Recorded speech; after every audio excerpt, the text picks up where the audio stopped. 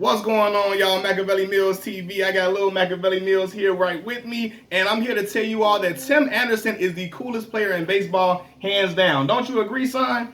The swagger that Tim Anderson displays is unmatched, without question, man. Like, this dude oozes coolness through your screen when you watch him. And the reason why I love watching Tim is that he is unapologetic about who he is. He always lets his personality show, and he's having fun while he's playing, despite what any of the baseball purists have to say, right? I always used to say this: baseball was not appealing to a lot of the black kids in the hood for several different reasons, and I made a video about it in the past. I'm gonna drop the link to that video in the description below, right? But I made a video and I basically expound upon a whole bunch of things. But one of the things was that baseball really had no personality. It wasn't inviting of their players having much personality in the game. And that's what I think kind of helped. It not helped, but it made some black kids less attracted to the sport because everybody always seemed to be one way. It was celebrated to only be the Duncan Prototype in baseball, right? The guy who just act like they've been there before, didn't celebrate on anything, and really kind of was like displayed a dryness in their personality for the most part, right? And so I said, you know what? When a sport has a country club appeal to it, and that get off my lawn, you can only be one way, you can only talk one way, you can only dress one way type of appeal. A lot of kids from my background, from my demographic, were not going to enjoy playing that sport because they're like, listen, I can't even be an individual in this sport, right? But when you see a guy like Tim Anderson really being who he naturally is and having fun playing the game, you like, I can get with that. I can get with that young brother doing what he got to do and doing his thing. And I was like, man, Tim is going to do wonders for the sport, especially being on the south side of Chicago, Illinois. He can possibly mold a lot of black kids, young black kids like my son here, to play baseball in the future, right? Now, it's going to take me as his father to help put him in the game and help,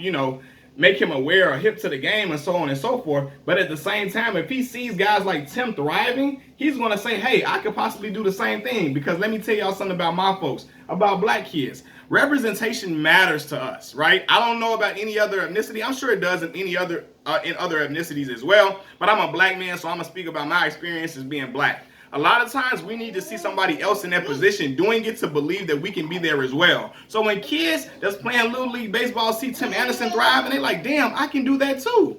I can get in there and I can play and I can be in a big time game and hit a walk-off home run. I can be an elite shortstop in Major League Baseball, even though it's not a lot of us walking around thriving like it once was, right? And I'm gonna be honest with you all, man. The numbers are dwindling, as you all know. Back in its height, baseball had at least 21%, 19% African Americans playing baseball. Now the numbers have diminished to only a mere 6%, right? Now you do have black Dominicans, black Cubans, and so on and so forth, but black American-born players, the numbers are dwindling for several reasons, right? But even in its heyday, at its height, baseball was at its height, and people might not like this statement, when it was it was black players playing, a lot of black players playing and played with that flair, that tenacity, and that that swagger that captivated America. You know what I mean? I think Tim Anderson has the potential to captivate America. That's like for real on another different level, man, because this kid is not afraid to really be who he is.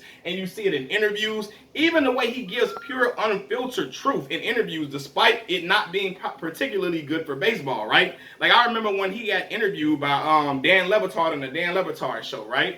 And they asked him basically, did he watch a no-hitter? And he said, I'm not really tuned into the baseball world like that. And so they're like, hold on, how's the player of the month not tuned into the baseball world like that? And he's like, man, it's a boring sport. And he was just being honest, like the sport is not that exciting, so he doesn't just watch it all the time like that, right? And a lot of people may deem that, damn, it's not good for baseball to say, but the fact that he said it, like, man, it really lets you know that he's not trying to be watered down and not trying to be a product of the machine of, Major League Baseball PR. He is who he is, right? You know what I mean? Even admitting that he never even saw Field of Dreams before in his life because it never intrigued him, right? And CeCe Sabathia added that black folks were just not intrigued by watching this movie in cornfields with Kevin Costner about baseball. The Sandlot was made way more attractive than Field of Dreams to us, just being honest, right? But Tim is like for real, he is the coolest player in baseball, man. No player embodies the swagger of the city that they play for in any sport to me more than Tim Anderson. Because when you look at Tim and you watch the swagger that he has, the way that he dresses, You would think that Tim is straight from the south side of Chicago like me, right? But I got to give all credit to Tuscaloosa, Alabama, his true hometown. You know what I mean? Hold on, my son is just acting a fool right now. But yeah, I got to give all credit to Tuscaloosa, Alabama, his hometown, where he actually comes from. Salute to Tuscaloosa, man. But Tim embodies that gritty. Yeah, you agree, don't you? Tim embodies that gritty Southside feel to him, from the way he plays, just the way the energy that he brings. I'm like, that brother really act like he really from the Southside, right? And it was evident when the young boy King Von brought him to O Block. You know what I'm saying? It's like Tim, I don't know, man. He really just embodies that hard hat and lunch pail, rough and rugged Southside appeal to him. And he plays just like with a flair, and he plays hard. And you can just see, man, he's really passionate about what he does. He's passionate about the community here. You know what I mean? And it's gonna, hey man, it's gonna motivate a lot of young kids like my son here, Lil Malcolm, to get involved in baseball, man. And he can look at Tim and say, you know what? Tim is doing it, and I can do it too, man. And Tim Anderson is black excellence for sure. People don't like when people say black excellence, but it's like, I'm gonna say it, right? Because as a black man, to see a black man, another black man thriving in a sport like baseball, something that our kids and our community is not really playing anymore, it's profound to see, man. And even when I saw the Jackie Robinson Little League team playing in the World Series, the Little League World Series years and years ago, Jackie Robinson West Park, hey, my son, Jackie Robinson West Park is like right up the street from my house, where the Jackie Robinson West Little League team was playing. And they all black kids, killing in the game of baseball, right? Some kids from my high school, Morgan Park High School, got drafted before, but it's going to motivate other kids to play baseball, man. And Tim is so cool, man. I'm like, this dude, man, the way he just swagged on him when he hit that walk-off, the way he did the backflip, I'm sorry, not backflip, the way he did the backflip years and years ago, and everybody was upset and pissed off. Like, who the hell pissed in y'all Cheerios, man? Tim Anderson is allowed to have swagger. He's like, it's an exciting feeling, I'm sure, to hit a walk-off home run. You ain't gonna just be, yeah, man. And tell him, man, you ain't gonna just be like Tim Duncan, like looking like a robot. Everybody ain't gonna be my boy D Rose after you get a crazy dunk and just have a blank face. You're gonna be excited, like, man, I just did that. You know, it's hard to hit a baseball. It's extremely hard to do that. So to be able to smack that mug, all his feet in the air, and win a game for your team is incredible. So you're going to just show emotion. You're going to be, you know, you're going to be jubilant. You're going to be just you're going to be super excited, man. You're going to show all them different emotions, and that's what Tim Anderson did. But when he made contact with that ball, I say he knew that was money.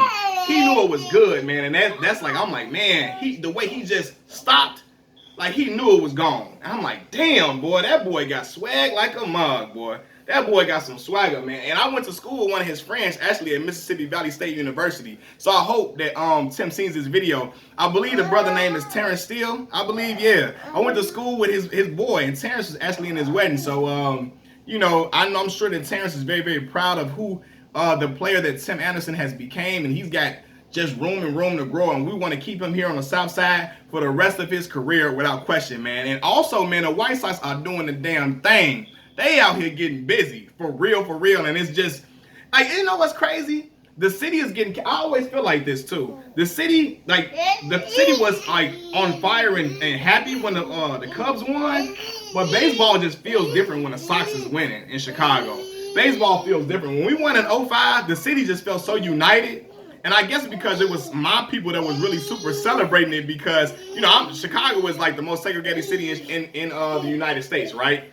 Black folks live with black folks, white folks live with white folks, Hispanics live with Hispanics, or whatever. And in my community, we were so excited when the Sox was winning because that's the South Side team, and most of us black folks on the South and West Side, you know what I mean? So, but, you know, my community on the South Side, everybody was so excited, and we excited the same way now, man. And that game, that Field of Dreams game, that walk-off home run, that game was the White Sox moment.